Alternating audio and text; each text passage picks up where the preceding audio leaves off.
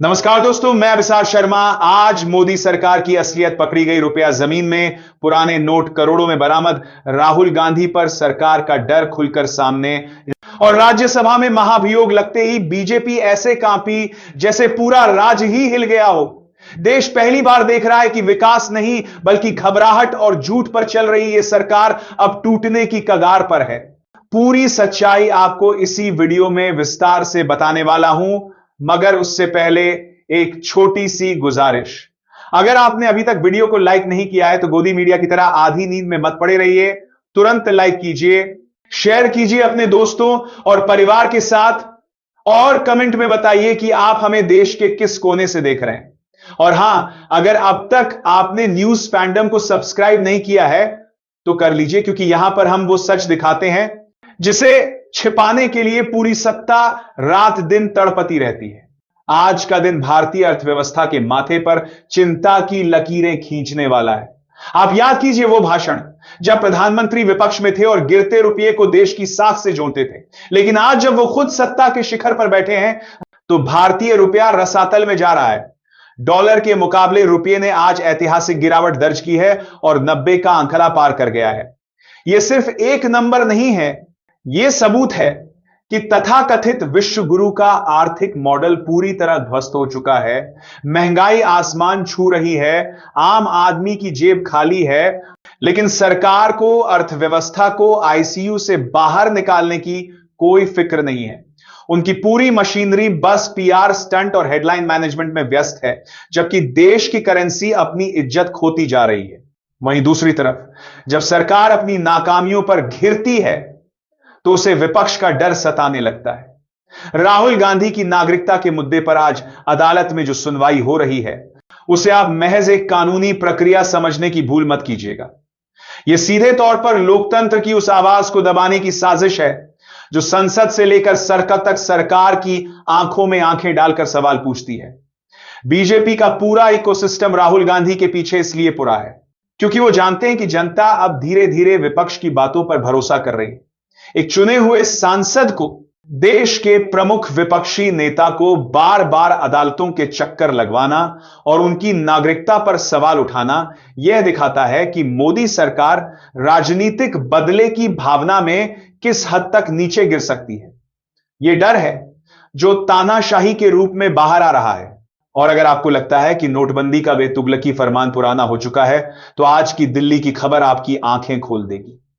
2016 में देश को लाइन में खड़ा करके कहा गया था कि काला धन खत्म हो जाएगा, आतंकवाद की कमर टूट जाएगी। लेकिन आज 2025 में, यानी पूरे 9 साल बाद भी दिल्ली में करोड़ों रुपए के पुराने नोट बरामद हो रहे हैं। यह नोटों का जखीरा मोदी सरकार के उस झूठ का पर्दाफाश कर रहा है जिसे मास्टर स्ट्रोक कहा गया था। यह साफ सबूत है कि नोटबंदी ने सिर्फ गरीब, मजदूर और छोटे व्यापारी की कमर तोड़ी, जबकि भ्रष्टाचारियों और अमीरों ने अपने रास्ते निकाल लिए थे। आज भी पुराने नोटों का मिलना सरकार के मुंह पर एक तमाचा है, लेकिन अफसोस कि अपनी गलती मानना इस सरकार के डीएनए में ही नहीं है।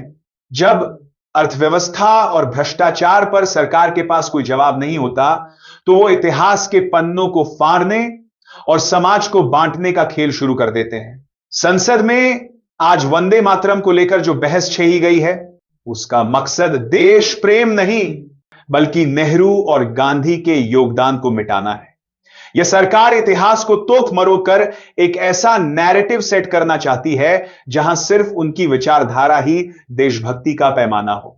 असल मुद्दों से ध्यान भटकाने के लिए यह भावनात्मक कार्ड खेला जा रहा है। इसी के साथ आज अखलाक लिंचिंग केस की सुनवाई भी है। यह केस याद दिलाता है कि कैसे इस शासनकाल में भी तंत्र को हावी होने दिया गया। न्याय के लिए पीड़ित परिवार का सालों साल भटकना यह बताता है कि सबका साथ का नारा देने वाली सरकार में खास वर्ग के लिए न्याय के दरवाजे कितनी मुश्किल से खुलते हैं। बात सिर्फ यही खत्म नहीं होती, सरकार की जनविरोधी मानसिकता अब वोटरों के अधिकारों और सामाजिक न्याय पर भी हमला कर रही है। पश्चिम बंगाल में ममता बनर्जी ने जिस तरह सर सिस्टम की आड़ में वोटरों के नाम काटने का आरोप लगाया है वह बेहद गंभीर है। चुनाव जीतने के लिए अगर नागरिकों का मताधिकार ही छीन लिया जाए तो लोकतंत्र बचेगा कहां। उधर तमिलनाडु में पीएमके जाति जनगणना के लिए सशक पर उतरी है, क्योंकि यह सरकार जानती है कि जिस दिन देश के वंचितों और पिछड़ों की असली गिनती सामने आ गई, इनकी नफरत की राजनीति की दुकान बंद हो जाएगी। कुल मिलाकर आज की खबरें चीख चीख कर कह रही हैं कि मोदी राज में न रुपया सुरक्षित है, न रोजगार, न इतिहास और न ही लोकतंत्र। देश को अब जागना होगा, इससे पहले कि बहुत देर हो जाए। पिछली खबर में आपने देखा कि कैसे देश की अर्थव्यवस्था और सामाजिक ताने बाने को मोदी सरकार की नीतियों ने खोखला कर दिया है। लेकिन बात सिर्फ यही नहीं रुकती। जहां एक तरफ देश का रुपया और रोजगार रसातल में जा रहा है, वहीं दूसरी तरफ संसद के भीतर लोकतंत्र का गला घोंटने का खेल भी बदस्तूर जारी है। अभी आप राहुल गांधी और गिरते रुपये पर माथापच्ची कर ही रहे थे कि संसद से एक और ऐसी खबर आ गई जो साबित करती है कि यह सरकार अपनी जवाबदेही तय होने के डर से किस कदर बौखला गई है। अब यह लड़ाई सशकों से उठकर संसद के सबसे ऊंचे गलियारों तक पहुंच गई है, जहां सरकार संविधान की दुहाई देकर असल में संविधान का ही मजाक उड़ा रही है।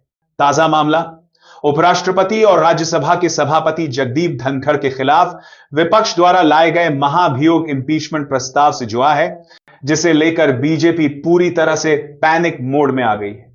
आज बीजेपी के सांसद मीडिया के सामने आकर चिल्लाकर यह कह रहे हैं कि विपक्ष का यह कदम असंवैधानिक है। जरा गौर कीजिए इनकी ढिठाई पर। जो सरकार पिछले 11 सालों से हर संवैधानिक संस्था को अपनी मुट्ठी में भींचने की कोशिश कर रही है, आज वो विपक्ष को संविधान का पाठ पढ़ा रही है। बीजेपी सांसद का यह बयान कि विपक्ष का यह कदम संसदीय मर्यादा के खिलाफ है, असल में उनकी घबराहट को छिपाने का एक भद्दा प्रयास है। सच्चाई यह है कि जब राज्यसभा में विपक्ष के माइक बंद किए जाते हैं, जब बिना बहस के बिल पास कराए जाते हैं और जब नेता प्रतिपक्ष को बोलने नहीं दिया जाता, तब बीजेपी को मर्यादा और संविधान की याद नहीं आती। लेकिन आज जब विपक्ष ने संविधान में दिए गए प्रावधानों का इस्तेमाल करते हुए सभापति की निष्पक्षता पर सवाल उठाया है, तो पूरी बीजेपी इसे असंवैधानिक बताकर शोर मचा रही है। यह बीजेपी का पुराना और घिसा पिटा पैंतरा है, विक्टिम कार्ड खेलना। बीजेपी सांसद का यह आरोप कि विपक्ष संसद को बंधक बना रहा है और संवैधानिक पदों का अपमान कर रहा है, पूरी तरह से हास्यास्पद है। असलियत यह है कि मोदी सरकार चाहती ही नहीं है कि राज्यसभा में कोई निष्पक्ष रेफरी बैठे। वो चाहते हैं कि कुर्सी पर बैठा व्यक्ति अंपायर की नहीं, बल्कि सरकार के वकील की भूमिका निभाए। महाभियोग का प्रस्ताव एक बेहद गंभीर संवैधानिक प्रक्रिया है। अगर सरकार पाक साफ होती तो वो चर्चा से भागती नहीं, बल्कि उसका सामना करती। लेकिन असंवैधानिक शब्द का इस्तेमाल करके बीजेपी असल मुद्दों से ध्यान भटकाना चाहती है। उन्हें डर है कि अगर इस प्रस्ताव पर चर्चा हुई तो सदन के संचालन में उनके द्वारा किए गए पक्षपात की पोल पूरे देश के सामने खुल जाएगी। यह बयानबाजी सिर्फ एक ढाल है ताकि मोदी सरकार अपने उस कवच को बचा सके जो राज्यसभा में उनके हर काले कानून को पास कराने में मदद करता है। जनता देख रही है कि कैसे लोकतंत्र के मंदिर में ही लोकतंत्र की हत्या करने वाले आज खुद को संविधान का रक्षक बता रहे हैं। फिलहाल इस वीडियो में इतना ही, लेकिन बहस अभी खत्म नहीं हुई है। इस पूरे मुद्दे पर आपकी क्या राय है, हमें कमेंट सेक्शन में जरूर बताइएगा। मैं आपके सभी कमेंट्स पढ़ता हूं। अगर आपको सच को सामने लाने की हमारी ये कोशिश पसंद आई तो वीडियो को लाइक और ज्यादा से ज्यादा शेयर करें ताकि यह आवाज दूर तक पहुंचे। और अगर आप चाहते हैं कि सत्ता से सवाल पूछने का यह सिलसिला यूं ही चलता रहे तो हमारे चैनल राजनीति टुडे को सब्सक्राइब करना ना भूलें और बेल आइकॉन जरूर दबाएं ताकि कोई भी जरूरी वीडियो आपसे छूट ना जाए। अगले वीडियो में एक नए मुद्दे के साथ आपसे फिर मुलाकात होगी।